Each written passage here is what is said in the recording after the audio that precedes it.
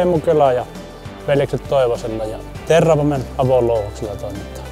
Eli meillä on täällä alueurakointia, tiehoitoa ja pieniä infrahankkeita ympäri louhosta. Ensin fiilikset on hyvät, että meillä on näitä pieniä töitä pitkin kaivosta ja kaivospiiri on tosi iso täällä, niin joudutaan kuskailemaan koneita, pienempiäkin kaivinkoneita täällä alustaisia pitkin kaivosta. Niin sille on hyvä ollut, niin ei tarvitse ajalla enää ees taas.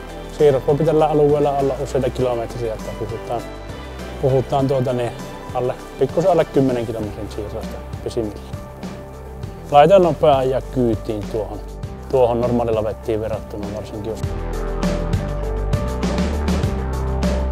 katkaistaan, jonka jälkeen kaivinkone ajetaan kyytiin. Että tällä mennään paikalle ja kallistetaan ja ajetaan kyytiin.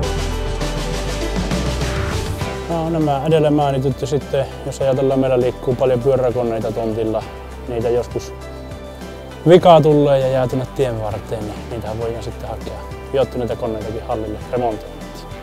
No kyllä, esimerkiksi isoja aggregaatteja ja isoja vesipumppuja on tuolla louhoksessa käytössä. Pion kanssa ei ollut ongelmia, että otetaan pikkusen painokuormaa talvella kyytiin, että rampit on jyrkkiä, mutta hyvin kyllä tuolla dumperilla nousee ylös. Talvikäytössä ei ollut ongelmia, että hyvin on toiminut.